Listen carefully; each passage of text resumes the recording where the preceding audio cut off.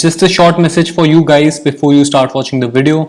अगर आप UPSC civil services के लिए प्रिपेयर कर रहे हैं and if you are looking for a personal mentor तो आप जुड़ सकते हैं मेरे साथ. IFR-IAS लाया है आपके लिए mentorship plans at truly affordable prices. इसमें है personalised one on one guidance, answer writing guidance, mains and prelims integrated guidance along with monthly current affair lectures and और भी बहुत कुछ. If you are interested, just fill the short form that is mentioned in the pinned comment below this video. So join us and accelerate your UPSC journey with IFR-IAS. Thank you. जून 2023 में भारत के प्रधानमंत्री श्री नरेंद्र मोदी ने United states जाके अपनी first ever state visit करी.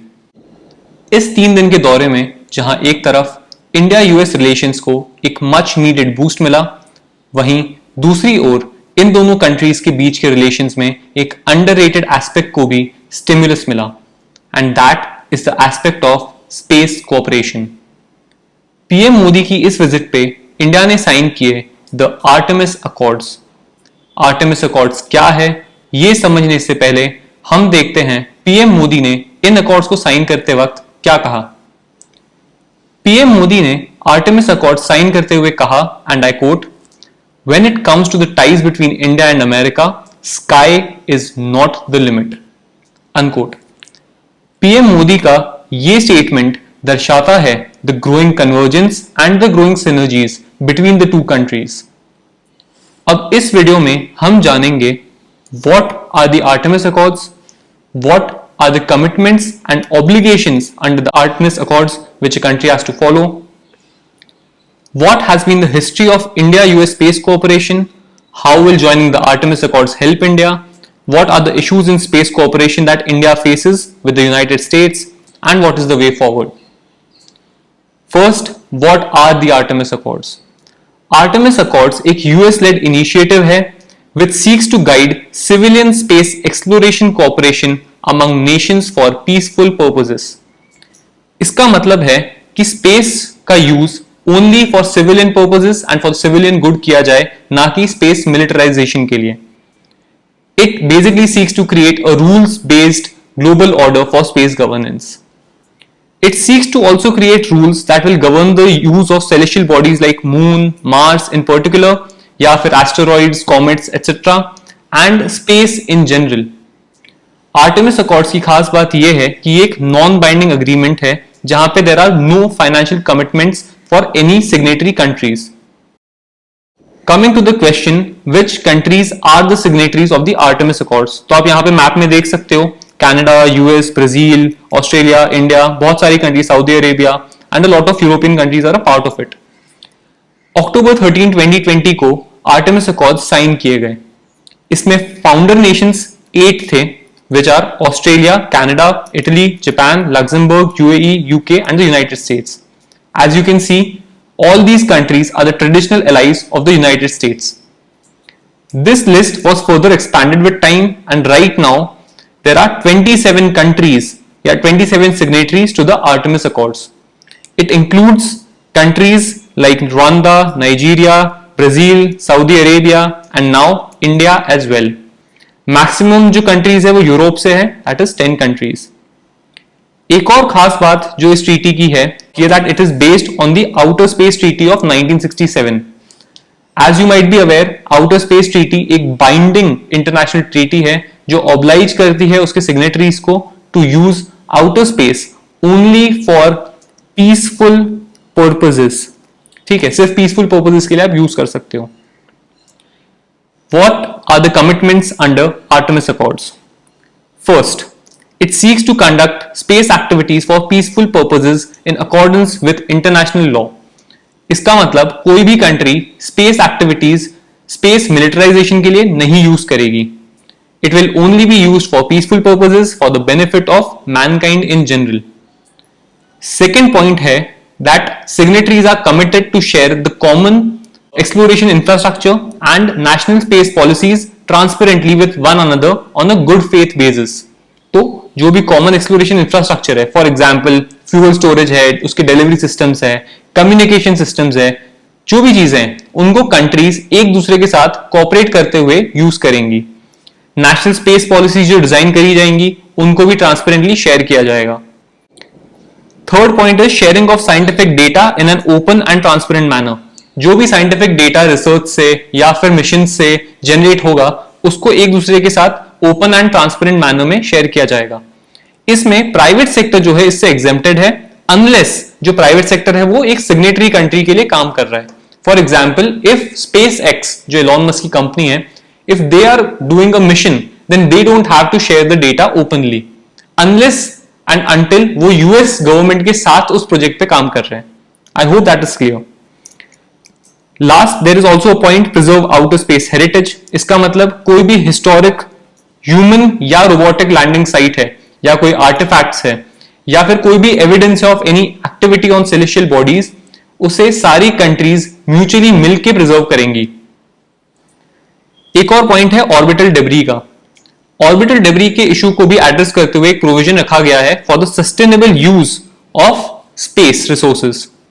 As we have seen in our PT65 lectures, एक चीज होती है द केस्लर सिंड्रोम, जो कि एक थ्रेट है to the earth's orbit if there is too much space debris. तो इसके लिए एक ऑर्बिटल डेब्री का भी प्रोविजन रखा गया है। And lastly, there is a provision about the registration of space objects. For example, आप कोई भी सैटेलाइट या कोई भी चीज स्पेस फ्लाइट अगर आप स्पेस में छोड़ रहे हो तो उसके लिए सिग्नेटरी कंट्री को उसका रजिस्ट्रेशन या एक रिकॉर्ड रखना पड़ेगा अपने साथ and with the partner countries, so that for future use उसका एक रिकॉर्ड सब कंट्रीज के पास बना रहे। Now, what are the programs under the Artemis mission which NASA is conducting? तो नवंबर 2022 में नासा ने लॉन्च किया था अपना spacecraft Orion, which was sent to the moon on a single mission. ये एक लूनर फ्लाई बाय मिशन था। इसका मतलब वो सिर्फ मून के आसपास घूम के वापस आ गया था and it returned to the earth in December 2022. Now, this was the first phase of the Artemis mission. Artemis 2 2024 में नासा का एक मिशन है जहां पे एक क्रू ऑफ 4 एस्ट्रोनॉट्स भी ऑनबोर्ड होंगे इस चीज के। इस स्पेसक्राफ्ट में they will be performing multiple manoeuvres on an expanding orbit around the earth on the Orion spacecraft and they will conduct a lunar flyby mission and then they will return to the earth. तो difference क्या है Artemis 1 और 2 में? These 4 astronauts that will be on board. Coming to the third phase which is Artemis 3। Artemis 3 में USA plan कर रहा है that humans will return to the moon by 2025। This mission will witness the 4-member crew which will land on the moon. हमने देखा Artemis 2 में वो सिर्फ manoeuvre करके घूम के वापस आ रहे थे, लेकिन आर्टेमिस 3 में they will actually land on the moon and they will conduct a week long lunar exploration. They will also perform a lunar flyby and then they will return to earth. अब इस मिशन की खास बात यह है कि it is a historical mission. Why? Because NASA say it will be the first woman and the first person of color to land on the moon. So first time कोई woman या एक person of color which is कोई racial minority से जो है first time moon पे कदम रखेगा। Now, what is the history of Indo-US space cooperation? Now, I have tried to make a very small timeline जिससे आपको पूरी history easily revise कर पाओ। You can include this in your mains notes because question IR में या फिर space cooperation में आ सकता है। So 1963 में US helped India in launching its first sounding rocket from Thumba. सिर्फ इतना ही नहीं, USA ने हेल्प किया था इंडिया को एस्टैब्लिश करने में the Thumba equatorial rocket launch centre in Trivandrum. इसके अलावा 1970s में India and US collaborate on the satellite instructional television experiment. ये एक्सपेरिमेंट या ये प्रोग्राम जो था इसी से रूरल इंडिया में टेलीविजन पहुंचा। So this is why it was important. 1980s में there was INSAT satellite programme जो लॉन्च किया इंडिया एंड यूएस ने, which provides telecommunication and weather forecasting services to India. 2000s में इंडिया ने collaborate किया on the Chandrayaan-1 lunar mission with USA and इसमें ये India का फर्स्ट डीप स्पेस मिशन था, which is why USA's cooperation was critical for its success. 2006 में there was an MOU that was signed between the two countries on space cooperation. Recent times में India US space corporation में क्या चीजें हुई है? First of all 2020 में India US ने collaborate किया ऑन द निसार सैटेलाइट। हमने निसार सैटेलाइट के बारे में PT65 लेक्चर्स में ऑलरेडी पढ़ रखा है। ये एक लो अर्थ ऑर्बिट ऑब्जर्वेटरी है that is being jointly developed by NASA and ISRO. इसमें हमने देखा था ice mass, vegetation biomass, sea level rise, ground water etcetera से रिलेटेड स्टडीज करी जाएगी। सेकेंड जो चीज करी गई थी विच इज प्रोजेक्ट नेत्रा। ये क्या है? ये एक अर्ली वार्निंग सिस्टम है जो स्पेस डेब्री को डिटेक्ट करने के लिए काम में आता है। सो बेसिकली जो भी इंडियन सैटेलाइट्स लो अर्थ ऑर्बिट में है उनको कोई भी स्पेस ऑब्जेक्ट टकराए नहीं या उसको डैमेज ना करे, उसके लिए प्रोजेक्ट नेत्रा उस चीज पे नजर रखता है।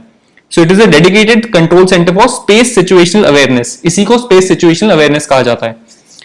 सिमिलरली 2022 में स्पेस सिचुएशनल अवेयरनेस अग्रीमेंट भी साइन किया गया between the two countries under the India US 2+2 dialogue. Now in the comments आपको मुझे बताना है 2+2 डायलॉग इंडिया और कौन सी कंट्रीज के साथ करता है। ठीक है, that's your homework for the day. Next 2023 में India signed the agreement on the critical and emerging technologies ICET। तो ये भी बहुत इंपॉर्टेंट अग्रीमेंट है फॉर इंडिया। इसमें 6 एरियाज ऑफ कोऑपरेशन है, for example like quantum and artificial intelligence, defence innovation, space, telecom, है ना, सेमीकंडक्टर्स एटसेट्रा। सो ये काफी इंपॉर्टेंट न्यूज है। I think we will cover it in the monthly magazine and everything else.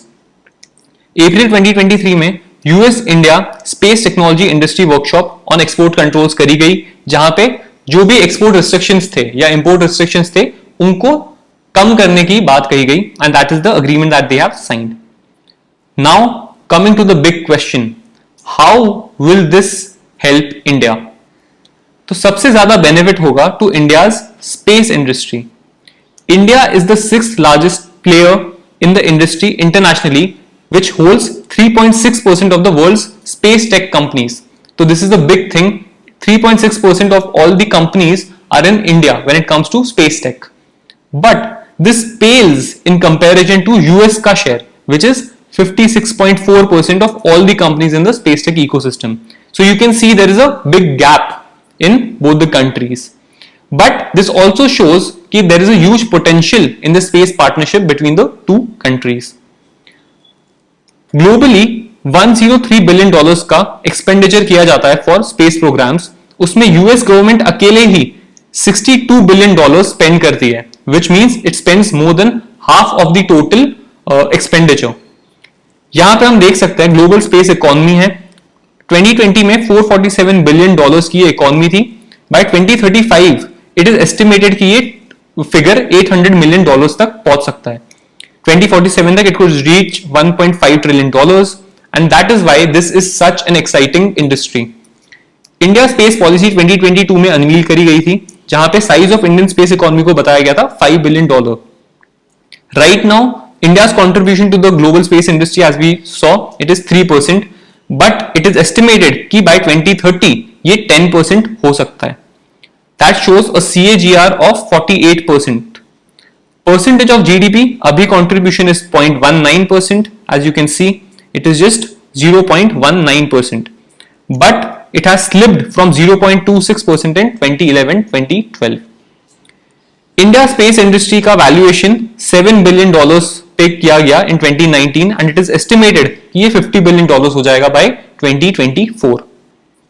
Now, the first point, as we saw, it will benefit the space industry. Second, it will also give a boost to India's space program.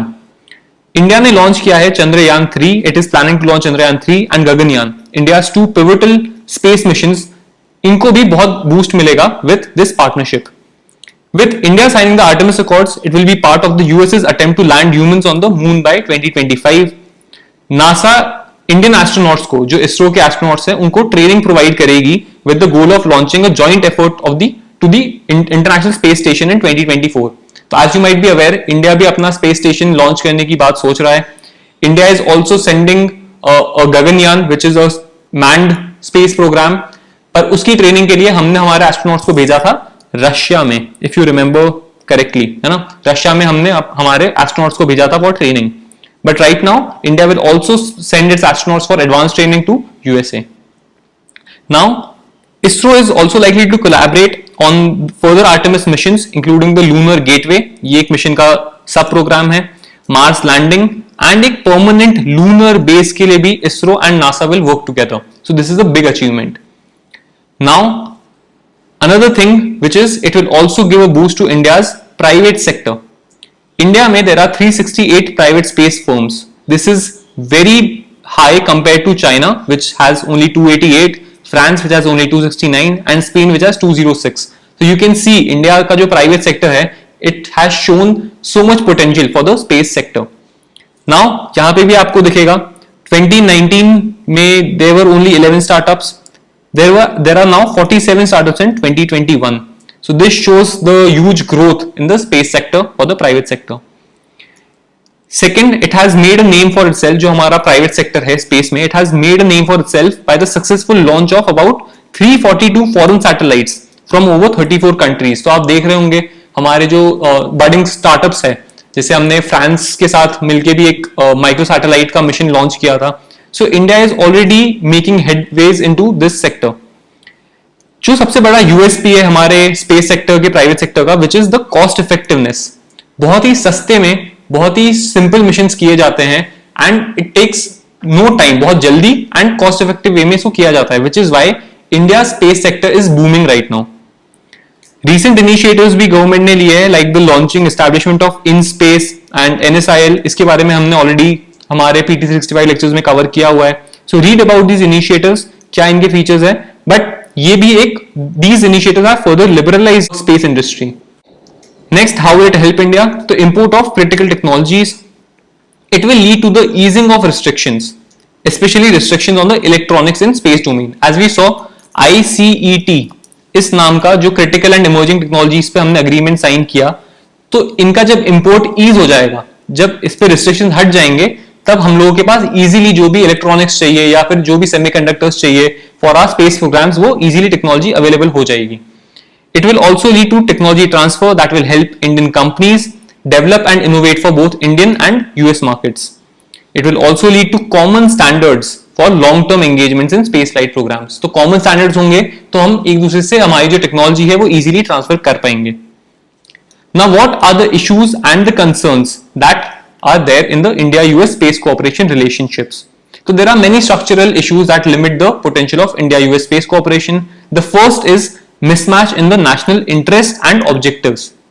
जहां एक तरफ USA is committed to the moon mission, India is focusing on building the capability in the lower Earth orbits. तो दोनों की जो objectives है वो काफी different है at this point of time. तो US तो it is committed to returning to the moon, है ना.